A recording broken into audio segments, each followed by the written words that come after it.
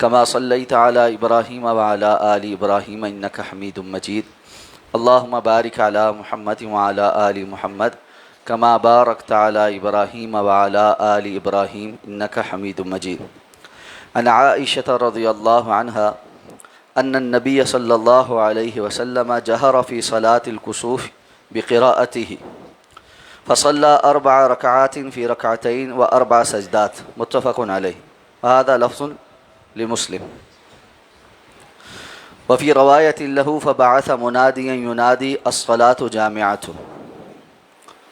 ام المومنین حضرت عائشہ صدیقہ رضی اللہ تعالیٰ عنہ سے روایت ہے کہ جناب نبی کریم صلی اللہ علیہ وسلم نے نماز کسوف میں اونچی آواز سے قرات فرمائی اور اس کی 2 رکعات کو 4 رکوعوں اور 4 سجدوں کے ساتھ ادا فرمایا.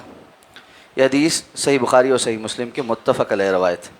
اور صحیح مسلم کی روایت میں یہ الفاظ ہیں کہ آپ صلی اللہ علیہ وسلم نے ایک منادی کرنے والے کو بھیجا جو لوگوں میں الصلاۃ جامعۃ کی آواز لگاتا تھا. سورج گرہن ہونے اور چاند گرہن ہونے سے متعلق احادیث مبارکہ ذکر ہو رہی ہیں. صلاۃ کسوف یا نماز کسوف سورج گرہن ہو جانے پر پڑھی جانے والی نماز کو کہتے ہیں. جیسے کہ پہلے حدیث گزری تھی کہ رسول اللہ صلی اللہ علیہ وسلم فرمایا کہ سورج اور چاند کا گرہن ہو جانا یہ اللہ کی نشانیوں میں سے ہے، اور جب ایسا ہو تو تم اللہ سے استغفار طلب کرو اور اس کا ذکر کرو.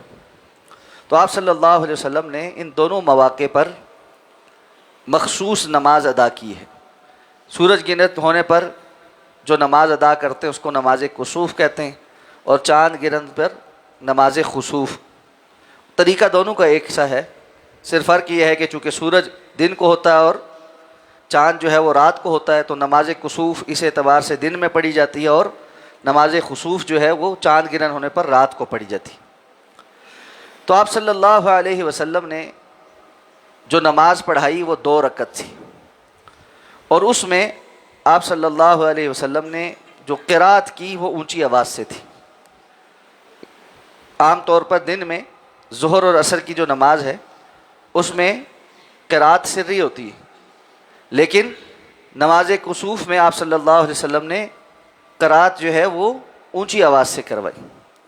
اور اسی طرح 2 رکعات میں آپ صلی اللہ علیہ وسلم نے 4 رکوع اور 4 سجدے ادا کیے. سجدے تو اسی طرح ہے جس طرح 2 رکعات میں ہوتے ہیں، 4 ہی ہوتے ہیں، یعنی ہر رکعت میں 2 سجدے.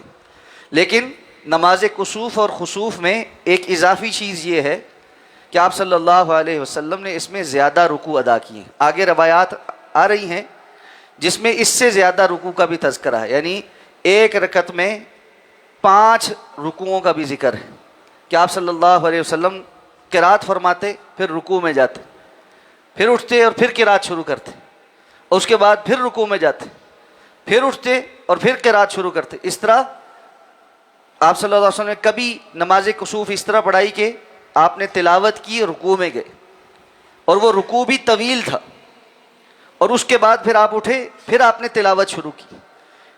پہلی مرتبہ جو آپ نے تلاوت کی وہ لمبی تھی، یعنی صحابی بیان کرتے ہیں کہ آپ نے سب سے پہلے جو تلاوت کی وہ تقریباً سورہ بقرہ کے برابر تھی، اور اس کے بعد آپ نے ایک طویل رکوع کیے. پھر آپ صلی اللہ علیہ وسلم کھڑے ہوئے اور آپ نے تلاوت کی جو پہلی تلاوت سے کچھ کم تھی، اور اس کے بعد آپ نے جو رکوع کیا وہ بھی طویل تھا لیکن پہلے والے رکوع کے مقابلے میں چھوٹا تھا. پھر آپ صلی اللہ علیہ وسلم نے رکوع کے بعد سجدے کیے اور پھر دوسری رکعت کے لیے کھڑے ہوئے. دوسری رکعت میں جو آپ نے تلاوت کی وہ پہلی رکعت کی دوسری تلاوت سے قدرے کم تھی، اور پھر جو آپ نے رکوع کیا وہ پہلی رکعت کے دوسرے رکوع سے قدرے کم تھا. پھر آپ نے سر اٹھایا، پھر تلاوت کی، تو یہ تلاوت پہلے ہونے والی تمام تلاوتوں سے کم تھی. پھر آپ نے جو رکوع کیا دوسری رکعت میں دوسرا رکوع، وہ تمام رکوعوں سے چھوٹا رکوع تھا. پھر آپ صلی اللہ علیہ وسلم نے سر اٹھایا اور پھر باقی نماز اسی طرح مکمل کی. تو پہلی رکعت طویل اور دوسری رکعت اس سے مختصر. جیسے بتدریج سورج گرہن ختم ہوتا ہے، اسی طرح نماز کا ابتدا طویل اور بتدریج اس کے تمام جو ارکان ہیں ان کی جو طوالت ہے وہ پہلوں کے مقابلے میں کم. یہاں تک کہ صحابہ بیان کرتے ہیں کہ جب آپ صلی اللہ علیہ وسلم نماز ختم کی تو سورج کا جو گرہن تھا وہ مکمل ختم ہو چکا تھا. تو سورج گرہن کی نماز میں زیادہ رکوع یہ ممکن ہے. اور صحابہ کرام نے جو دیگر روایات میں ذکر کیا ہے کہ آپ صلی اللہ علیہ وسلم نے 2 سے زائد رکوع کیے، بعض محدثین نے اس کی جو علت ہے وہ یہ بیان کی کہ تاکہ قیام کی بہت طوالت کے بجائے اس کو مختصر وقفوں کے اندر آپ کر دیں، تاکہ جو رکوع ہے پھر اس کے بعد دوبارہ کھڑے ہو کر پھر قیام پھر رکوع، اس سے ذرا جو قیام کی طوالت کی تھکاوٹ ہے قدرے کم ہو جاتی. تو یہ علت ہے کہ انسان چاہے تو 2 رکوعوں کے ساتھ ہر رکعت میں نماز کسوف ادا کر لے یا زیادہ رکوع کے ساتھ ادا کر لے، سب جائز ہے. آخری بات جو اس حدیث مبارکہ میں بیان ہوئی وہ یہ کہ نماز کسوف کے لیے اعلان کیا جائے گا. آپ صلی اللہ علیہ وسلم کے دور میں عام طور پر اگر آپ کو کوئی کام ہوتا درکار ہوتا جس میں آپ چاہتے کہ لوگ مسجد نبوی میں اکٹھے ہو جائیں اور وہ نماز کا وقت نہ ہوتا یا فرض نماز کے لیے اذان دینے کا وقت نہ ہوتا، تو آپ صلی اللہ علیہ وسلم اعلان کرنے والے کو پورے محلے میں اور ادھر مدینہ کی گلیوں میں بھیجتے، وہ آواز لگاتا کہ الصلاۃ جامعۃ، نماز جمع کرنے والی، یعنی مسجد میں جمع ہو. ایک معروف جملہ تھا کہ مسجد میں جمع ہو، اللہ کے رسول صلی اللہ علیہ وسلم کی طرف سے حکم ہے کہ مسجد میں جمع ہوا جائے. لیکن چونکہ فرض نمازوں کے لیے تو اذان مشروع ہے، اس کے علاوہ اگر کسی ضروری کام کے تحت اعلان کروانا ہو تو یا تو صریح الفاظ میں اعلان کیا جائے یا مسنون طریقے کے مطابق صلاۃ کسوف کا اعلان الصلاۃ جامعۃ کے ساتھ کیا جائے. اور اس میں تکرار بھی ہوگی، ظاہر بات ہے جو اعلان کرنے والا جاتا تھا وہ ہر گلی کے محلے میں جا جا کر اعلان کرتا تھا، اس کو ریپیٹ کرتا تھا.